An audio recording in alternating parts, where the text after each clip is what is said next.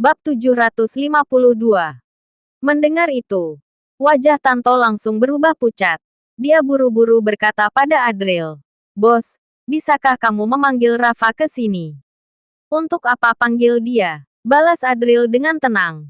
"Tentu saja agar Rafa membawamu pergi dari sini. Ini anaknya Erik. Apa kamu pikir bisa menantangnya sendirian? Aku nggak mau ikut-ikutan kena masalah," pikir Tanto dalam hati. "Adril, bagaimana kalau kamu coba minta bantuan Pak Gary? Bukankah kamu sedang mengobati Pak Gary?" Aurel juga terlihat khawatir. Tokoh paling penting yang pernah dia temui hanyalah kepala stasiun TV. Tetapi aura Ethan kali ini membuatnya khawatir dengan keadaan Adril. Ethan tertawa sinis dan berkata, "Apa hebatnya mengobati Gary tak terkalahkan.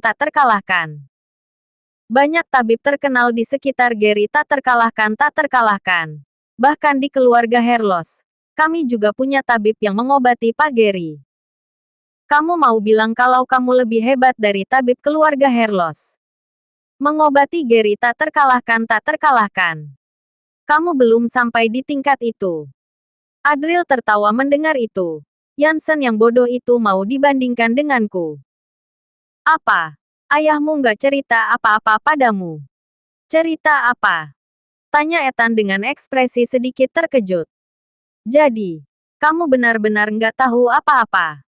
Adril tertawa meremehkan. Sepertinya ayahnya memang belum bilang apa-apa padanya setelah mendengar perintah dari Gary tak terkalahkan. Dia pasti sangat tertekan sehingga bahkan nggak berani bilang ke Ethan tentang apa yang akan segera dia hadapi. "Bocah, kamu pikir bisa mempermainkanku dengan berpura-pura?" Ethan merasa dirinya sedang dipermainkan dan langsung marah. "Kenapa diam saja? Kalau mau menebus kesalahan, habisi dia sekarang juga." Begitu perintah itu keluar, sekelompok orang di sekitar Ethan langsung menyerbu Adril. Harus diakui, mereka bukan orang sembarangan. Masing-masing dari mereka berada di tingkat Mahaguru. Memang kebanyakan masih pemula dan kekuatan mereka dibantu berbagai obat-obatan, membuat mereka terlihat agak lemah. Meskipun begitu, jelas terlihat perbedaan kemampuan antara Tanto dan mereka.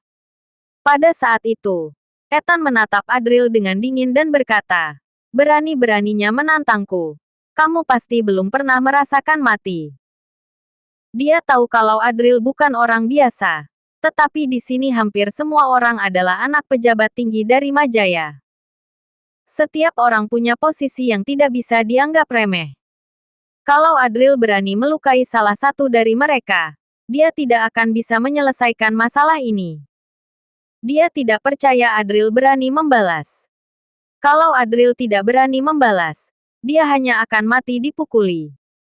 Di dalam pikirannya, Ethan sudah memperhitungkan semuanya dengan sangat baik.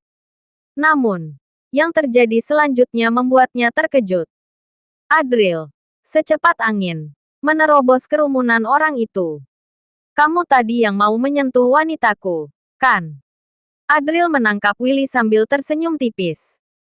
Willy tampak terkejut, bahkan belum sempat bereaksi. Bam, bam, bam. Adril menghantam wajahnya berulang kali. Dalam sekejap, gigi Willy hancur dan wajahnya bengkak seperti semangka.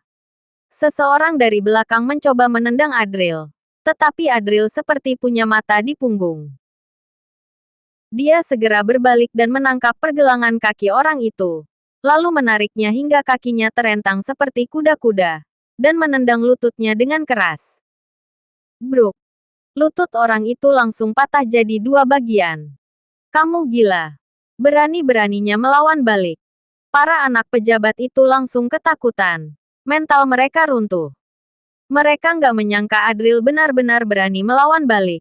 Bahkan dengan serangan yang menghancurkan. Mereka semua mulai mundur. Sementara Adril tersenyum sinis. "Anak pejabat Majaya. Kalian ini cuma segerombolan bocah tengik. Kalian sama sekali nggak tahu siapa aku. Mahaguru Adril." Adril menerjang kerumunan seperti harimau masuk ke kawanan domba. Serangannya cepat dan kuat. Setiap pukulan yang dia layangkan meremukkan salah satu dari mereka. Bam, bam, bam. Dalam sekejap, anak-anak pejabat yang tadi sombong dan arogan kini terkapar di tanah, mengerang kesakitan.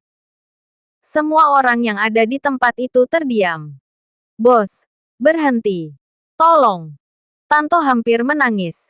Dalam hatinya hanya ada penyesalan. Kenapa dirinya membawa semua orang ini ke sini? Sekarang Adril bukan hanya telah menyinggung Erik, tetapi dia juga sudah menantang seluruh pejabat Majaya. Idola. Apa ini? Benar-benar nggak apa-apa. Aurel juga terkejut. Menelan ludah dengan susah payah. Kalau dibandingkan dengan anak kepala stasiun TV yang tadi kena tampar, ini adalah masalah yang jauh lebih besar. Adril benar-benar terlalu berani. Seperti sedang menantang seluruh pejabat Majaya sendirian. Namun, bukankah ini gaya idolanya dari dulu? Mengingat hal itu, Aurel merasa begitu terkesan dan bahkan merinding. Siapa yang tidak akan jatuh hati pada sosok idola yang begitu gagah dan tidak kenal takut? Kamu gila. Benar-benar gila. Ethan pun terkejut. Walaupun dia tadi sempat arogan saat menghajar Willy, dia belum pernah bertindak seberani ini. Namun, Adril sudah melakukannya. Di Majaya, tidak boleh ada orang yang lebih sombong dari dirinya.